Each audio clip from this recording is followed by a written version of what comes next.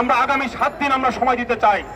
এই 7 দিনের মধ্যে সুপ্রিম কোর্টের রায়ের আলোকে এবং নীতিমালার আলোকে আপনারা এই বিষয়ে সুরাহা করবেন, আমাদের সাথে প্রয়োজনে বসবেন।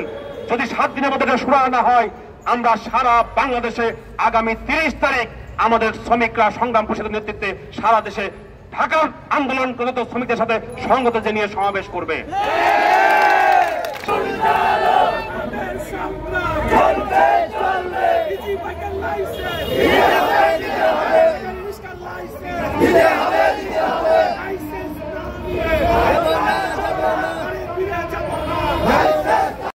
এই শ্রমজীবী মানুষ তাদের শত্রুতে পরিণত হয়েছে।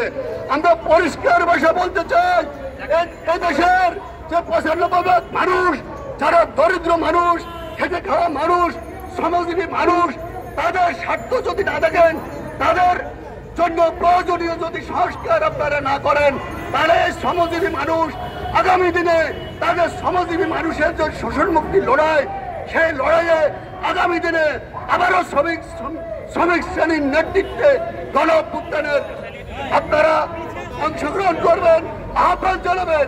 নিজের অধিকার প্রতিষ্ঠার জন্য আমরা সাংস্কৃতিক কর্মীরা আপনাদের পাশে আছি এবং থাকবো। আমরা দেখছি বিভিন্ন মিথ্যা মামলা দিয়ে হয়রানি করা হচ্ছে। আমরা পরিষ্কার করে বলতে চাই, এই যে মিথ্যা মামলা দেওয়া হয়েছে, সেই মিথ্যা মামলা প্রত্যাহার করতে হবে, হয়রানি বন্ধ করতে হবে, পরিষ্কার কথা।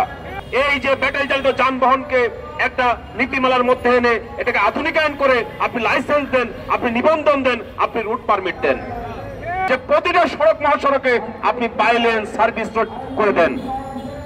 আর আমরা বলেছিলাম সকল প্রকার চাঁদাবাজি, রেকারিং, এই সমস্ত জিনিস বন্ধ করে সেখানে একটা সার্বিক শৃঙ্খলা ফিরিয়ে নিয়ে আসেন।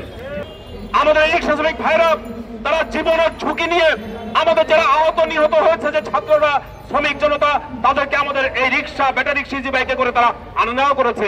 ঢাকা শহরে অ্যাম্বুলেন্স পাওয়া যাচ্ছিল না, আমাদের ব্যাটারি রিক্সা বাইকে হয়েছিল অ্যাম্বুলেন্স। আমরা বলতে চাই, এভাবে আমাদের যে 1581 জন, 1481 জন মানুষ মারা গিয়েছে, এই 1481 মধ্যে 200 বা 250 ছাত্র আছে, আর বাকি 1200 হলো আমাদের শ্রমজীবী মানুষ, যার মধ্যে আমার রিক্সা চালক আছে। আমরা মহাসড়কে উঠতে চাই না, কিন্তু মহাসড়কের পাশে আপনারা বাইলেন সার্ভিস রোড করে দেন। আপনারা জানেন ঢাকা মাওয়া হাইওয়ে, আপনারা গেছেন না, ওখানে পাশে সাইড রোড আছে। আপনারা আশুলিয়া থেকে যমুনা ব্রিজ পর্যন্ত আপনারা গিয়েছেন না, ওখানে সাইড রোড করা আছে। আমরা প্রথম সড়ক উঠতে চাই না। আমরা ঢাকা শহরে যখন নিষিদ্ধ করে দেওয়া হলো আমাদের এই ফাটাক স্টোবাদুল কাদের খুনি, আপনারা জানেন তারা বৈঠক করে 2 সিটি কর্পোরেশনের মেয়র যারা এখন পলাতক, একজন অ্যারেস্ট, একজন পলাতক আছেন, তারা মিলে সিদ্ধান্ত নিলেন ঢাকা শহরে এই গাড়ি চলতে পারবে না। কিন্তু আমাদেরকে ভুল বোঝানো হয় রিক্সা, ব্যাটারি রিক্সার জন্য নাকি রাস্তা যানজট হয়। এটা সম্পূর্ণ মিথ্যা কথা, এটা অসত্য তথ্য। নাম্বার 3 হচ্ছে বলা হয়েছে আমরা দুর্ঘটনা করি। আমরা বলতে চাই, বাস, ট্রাক তো সবচেয়ে বেশি দুর্ঘটনা করে, সবচেয়ে বেশি দুর্ঘটনা করে মোটর সাইকেল। আপনাকে তাকে নিষিদ্ধ করেছেন? তাহলে মোটর সাইকেল নিষিদ্ধ না, বাস নিষিদ্ধ না, প্রাইভেট কার নিষিদ্ধ না, আপনি সদোষ নন্দ ঘোষ আমার উপরে চাপিয়ে দিয়ে আপনি আমাকে নিষিদ্ধ করতে চান? ফলে আমরা পরিষ্কার করে বলতে চাই, আমরা সংগ্রাম পরিষদ অত্যন্ত যৌক্তিকভাবে আমরা আন্দোলন করছি। অথচ চোররা কি করেছে আপনি কোথাও শুনেন? এই যে সালমান রহমান, ওই যে নজরুল ইসলাম মজুমদার, ওই কি বলে যে আখতারুজ্জামান ছেলে, তারা মিলে কি করেছে? এসালাম তারা কি করেছে? তারা গত 16 বছরে 18 লক্ষ কোটি টাকা ব্যাংকের ঋণ খেলাপি তৈরি করেছে। আমাদের ধৈর্য ধরাকে আপনারা দুর্বলতা ভাববেন না। আমরা সারা দেশে কোনো কর্মসূচি আমরা ডিক্লেয়ার করি নাই। আমরা ঢাকা নিষিদ্ধ করেছেন, আমরা ঢাকার শ্রমিকরা বিভিন্ন এলাকায় স্বতঃস্ফূর্তভাবে নেমেছেন, তাদের উপর আপনারা আক্রমণ করেছেন। তাহলে হাসিনা রেজিমের সাথে আপনাদের পার্থক্য কি থাকলো ভাই? হাসিনা রেজিমের সাথে আপনার কি পার্থক্য থাকলো? আমরা রক্ত দিয়ে, জীবন দিয়ে আপনাদেরকে ক্ষমতা আনলাম, আপনারা এখন আমাদের জীবন নেবেন? আমার 4 জন শ্রমিকের জীবন দিয়ে আমি মজুরি আন্দোলন করেছিলাম হাসিনা রেজিমে, আর এই রেজিমে এসে আমার গার্মেন্টস শ্রমিকের জীবন নিয়ে নিলেন আপনারা। যে মজুরি হয়েছিল সেই মজুরি বাস্তবায়ন আন্দোলন করতে গিয়ে। ফলে আমরা বলতে চাই, হুঁশিয়ার করতে চাই যে আজকে শ্রমজীবীর আজকে যে মুখে আহার, তার জীবন জীবিকা, এই যে 60 লক্ষের উপরে 3 কোটি মানুষ নির্ভরশীল, আমি বেকার হওয়া মানে 3 কোটি মানুষের মুখের আহার বন্ধ হয়ে যাওয়া।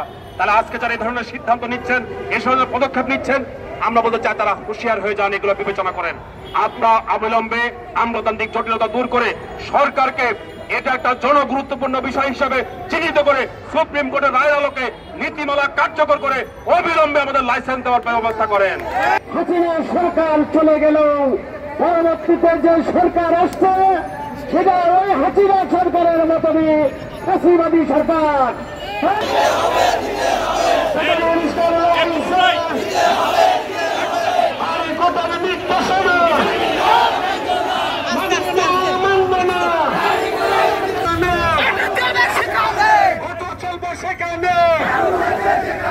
রাস্তা আছে যেখানে, মানুষ আছে যেখানে, রাস্তা আছে যেখানে, চালো রে চালো, অ্যাকশন রাস্তা আছে যেখানে, চালো রে চালো, 24 রক্ত পিতা যেতে দেব না, আবু সাইদ মুগ্ধ।